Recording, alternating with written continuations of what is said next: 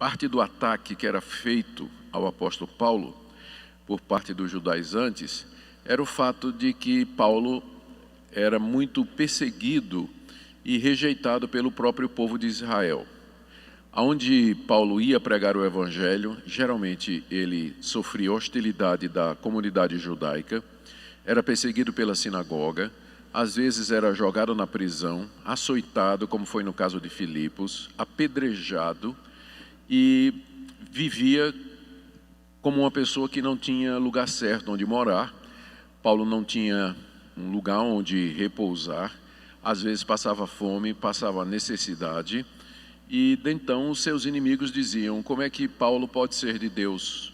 Como é que Deus trataria um servo seu dessa maneira? Porque Paulo sofre muito, Paulo apanha, Paulo é rejeitado, Paulo vive preso, é apedrejado. Só aqui nessa segunda carta que ele escreve aos Coríntios, o apóstolo Paulo nos dá 4 listas dos seus sofrimentos, e que vão desde a rejeição da nação de Israel até, como eu disse, perigos de morte e de perseguição. Aqui no texto que nós vamos ler tem uma dessas listas, pequena, mas tem também. Então, uma das razões pelas quais o apóstolo Paulo escreveu essa segunda carta à igreja de Corinto é porque esses falsos mestres que o perseguiam tinham conseguido alguma influência sobre os crentes de Corinto e estavam minando a autoridade de Paulo com esse argumento, que os sofrimentos de Paulo eram uma prova de que ele não era de Deus. Porque como é que Deus iria fazer isso com um filho querido, né? Deus protegeria, abençoaria e encheria de prosperidade e assim por diante. Paulo era o oposto disso. Então, um dos objetivos da segunda carta aos Coríntios é explicar que os sofrimentos que ele passava pelo Evangelho, na verdade, haviam sido designados por Deus com um propósito, que era mostrar que toda a glória de fato pertencia a Deus e não ao instrumento humano, Isso se encaixa dentro daquilo que nós estamos estudando, que é a depressão espiritual, porque não poucas vezes, no serviço de Deus e no cumprimento da grande comissão e no desempenho do ministério que Deus nos deu, nós passamos por dificuldades, encontramos motivos para desânimo, nos sentimos desamparados e às vezes pensamos que isso tudo é um sinal de que Deus não está conosco. Mas a verdade é que sofrimentos dos mais diversos tipos, eles fazem parte da maneira pela qual Deus lida com os seus servos. Então, eu sempre digo aos jovens que vêm conversar comigo e dizem assim: eu estou pensando em ser pastor. Eu digo: rapaz, você pode ser feliz sendo outra coisa, um médico, um advogado, porque às vezes a pessoa vê o lado glamouroso do pastorado e não percebe o tanto de hostilidade, perseguição, a dificuldade e que às vezes um servo de Deus encontra no desempenho da sua função. Então essa minha palavra hoje de manhã é para aqueles que estão ansiosos, angustiados, deprimidos, abatidos no cumprimento da missão que Deus lhes deu. Eu queria que você olhasse para os sofrimentos do ministério, sofrimento da sua vocação, da perspectiva que Paulo nos ensina aqui. Tá certo? E então nós vamos expor o texto e nós iremos fazendo a leitura à medida que a exposição prossegue.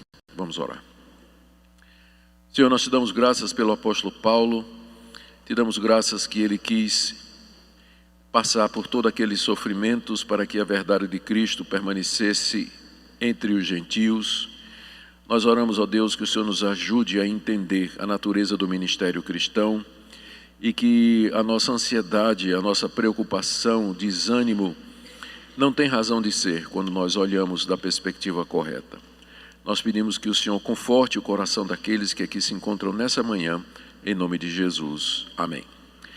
Muito embora, irmãos, o tipo de sofrimento que Paulo esteja falando aqui, ele é especificamente os sofrimentos por causa de Cristo, Entretanto, os princípios eles têm uma aplicação geral que eu espero o Espírito Santo traduza no seu coração, tá certo? Vamos começar aqui no verso 7, o apóstolo Paulo dizendo a razão pela qual ele sofre tanto. Temos, porém, esse tesouro em vasos de barro, para que a excelência do poder seja de Deus e não de nós. O porém aí do verso 7 liga com o verso anterior. No verso anterior, ele fala a respeito do conhecimento da glória de Deus na face de Cristo. Esse é o tesouro que Paulo carrega no peito. Esse é o tesouro que Paulo tem para dar, o conhecimento de Deus na face de Cristo. Deus se revelou na pessoa de Jesus Cristo. Esse é o conhecimento final, último do Evangelho. Só que esse conhecimento Deus confiou a pessoas frágeis, como quem na antiguidade pegava um tesouro ou pegava joias e guardava em vasos de barro, exatamente para despistar os ladrões. O ladrão jamais imaginaria que dentro daquele vaso de barro cru estaria peças de prata, de ouro ou joias preciosas. Mas é exatamente assim que Deus resolveu agir no mundo. O seu tesouro mais precioso, que é o conhecimento de Deus na face de Cristo, está oculto no coração de pessoas que podem ser comparadas a um vaso de barro, para que a excelência do poder seja de Deus e não de nós. Para que, se as pessoas se convertem, se o ministério avança, se o reino de Deus seja espalhado, que fique claro, não é por causa do vaso de barro, mas por causa do tesouro que ele contém. Para que o tesouro apareça, Deus com frequência tem que quebrar o vaso.